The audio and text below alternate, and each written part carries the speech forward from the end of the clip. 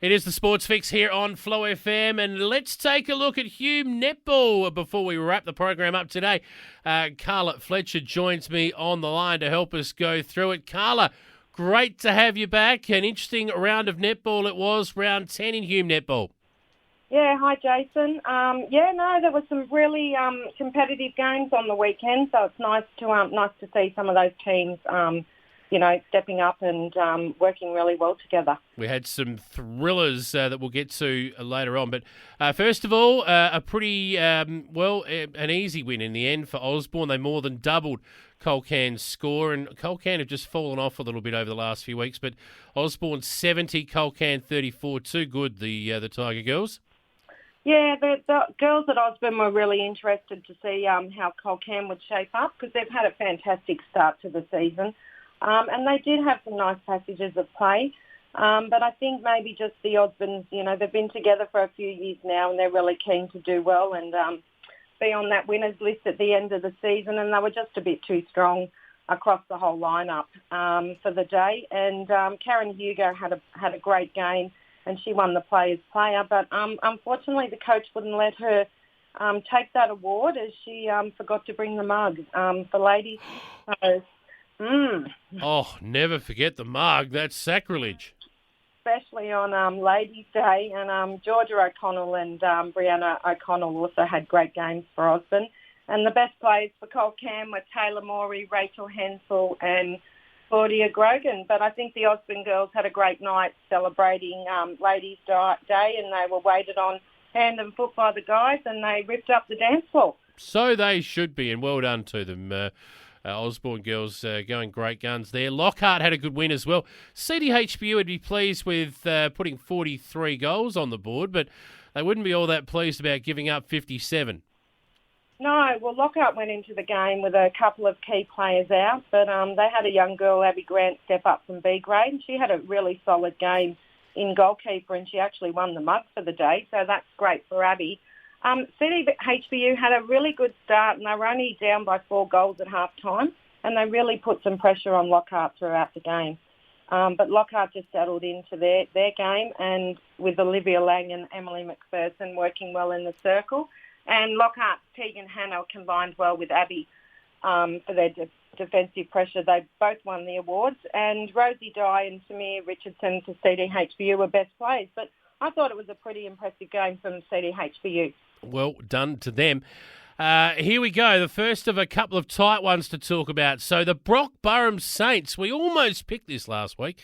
They took on Rand Wulbundry Waller at Wulbundry, and the Saints got the job done, 40-39.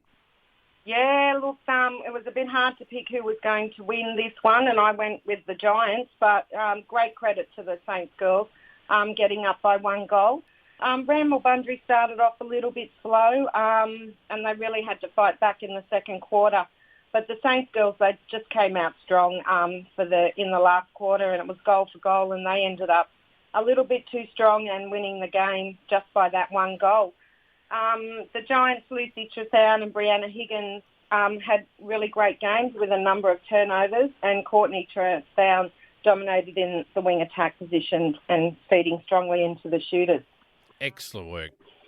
Yeah, and the Saints girls, You're right. Saints girls, Rachel Kazitsky, she just intercepted a lot of loose balls for the Saints, and Brittany Williams was strong in the middle. Michaela Hawkins, Charlie Webb and Georgia Ehlers all had good games for the Saints. So well done to those girls. Yes, indeed. And another tight one, matched the round, Ginderah, the Billabong Crows. It was Ginderah in the end, 59, the Crows 54. A high-scoring thriller, that one. Yeah, and look, I think both teams knew that they were going to be in for a tough game that last weekend with 2 top sides coming up against each other. Ginderah were down 2 key defenders in Shana Holland and Sam Creasy, but they also had a couple of girls step up from B grade in Sarah Parker and Jess Husky, and they ran out 2 full games for the day. Look, the game was pretty close, goal for goal for most of the game, but unfortunately the Crows just couldn't maintain their momentum and Ginderah showed a little bit more grunt and high accuracy and then won the game. So best players for Crows were Brooklyn Maloney and Bethany Maloney, and Ellen Cook was consistent for Gindra, and the combination of mid-court attackers Taylor and Tegan Vogel just moving the ball a little bit too quickly into the circle. So well done to Gindra. They'd be pretty pleased. They would be. Another close one here. The Murray Magpies, they're taking on Holbrook, of course, last weekend. And it was the Magpies getting themselves right back into finals contention with a win over the unlucky Holbrook. Yeah, and Holbrook have been playing some really consistent games over the last few weeks, and they're starting to get their team together. But, the Magpies eventually ran out. It was a pretty tough physical game. Magpies eventually ran out with a 2-point win, and their best players were Laura Kieran in goalkeeper and Hannah Azai in goal defence. Good stuff. And the last match of the round is what we thought we would get. One of the top sides in the comp, How Long, taking on Henty, and it was How Long far too good, 70-22. Henty really struggling at the moment. Yeah, but credit to the Henty team. They got the first 3 goals for the game. So well done to them. That would have been a great start for them. But look, How Long just put the pressure on, and they came away with a pretty impressive win, increasing their percentage. And the How Long mid-quarters just did a power of work throughout the game, and it made it really easy for their shooters and defenders. So their best players were Marnie Gorman, who played centre and wing attack, and Kirby McDonald, who also played in the centre and wing defence. And Erin Hogan and Liv Howe were the award winners for Henty. Excellent. All right. Well, that's a rundown of Hume Netball from last weekend.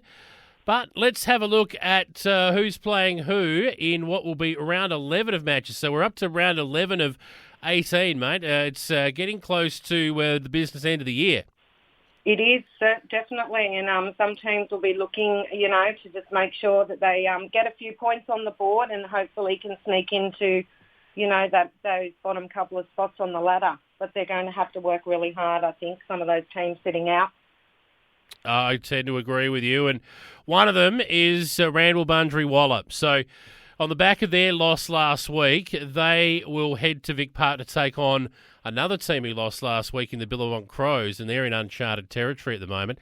Bit of a rivalry between these two at the best of times. But look, the Giants, if they don't win this game, I don't think they can make the finals. Yeah, they're up against a really strong Crows team, and, they'll be looking forward to a win this week. So I think the Crows are going to really just knuckle down and come away with the 4 points. Yep. Colcan, they need to get moving. They were really good early in the year, got to 5 wins, and they've just sort of stalled over the last couple of weeks. Well, they take on Lockhart, a chance to play another really good side. Lockhart going well at the moment and got plenty to play for. So this is almost match of the round stuff.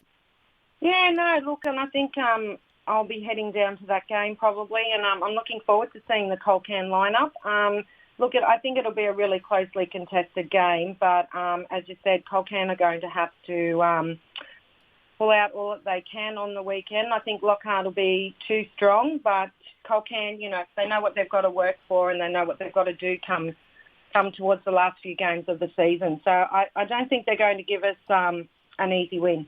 Yeah. Now let's have a look at Gindera. They're travelling away to Henty and they'll win that game comfortably. It'll be a bit of a percentage booster for them, you would think. Yes, I think Gindera will be looking forward to be putting on as many goals as they can, unfortunately, for Henty. But, you never know, and you just don't know who's going to be available. But I know Gindera's got plenty of depth, and I'm sure they'll enjoy the game out there, but I think they will be comfortable winners. Yep. CDHBU, they will host How Long at Kareen. And the Power Girls, not without a chance here, but you'd think the Spiders will win this one. Yeah, I think How Long, they're working really hard as a club, and they've got a lot of teams up in the senior grades in the top 6 at the moment, and I think they'll just keep going on from last week's effort. Yeah.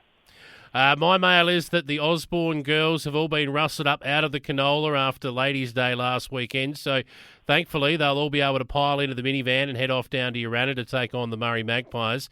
What sort of state they'll be in, I'm not sure, but I think they'll win regardless. well, hopefully they've recovered after a week. So, yeah, look, I don't think they're going to let anything stop them. And unfortunately for the Magpies, they're coming up against Osborne and they're looking for a win this weekend. But, hopefully for them they can maybe put that on the board, but I just don't see that happening this week. Yeah.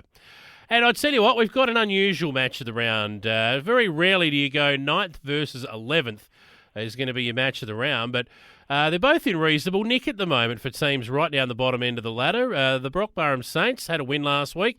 Holbrook probably should have. They've been around the mark for a little while now, Holbrook, and just can't quite fall over the line. So this should be a good game at Burrum Buttock.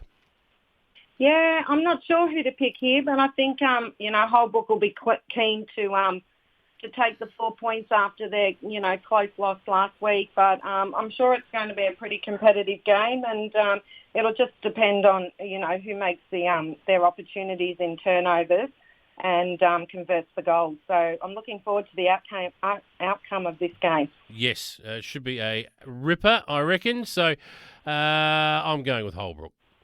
Oh, okay. See. All right. Anything else, Carla, before we wrap it up?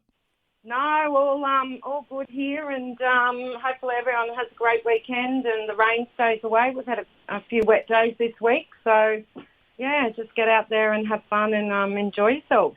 Yep, spot on, mate. Well, we will catch up with you next week. Good luck to everyone playing in Hume Netball. Look forward to chatting with you then. All the best to you, mate. Enjoy the netball this weekend. Thanks, Jason. You have a good weekend too.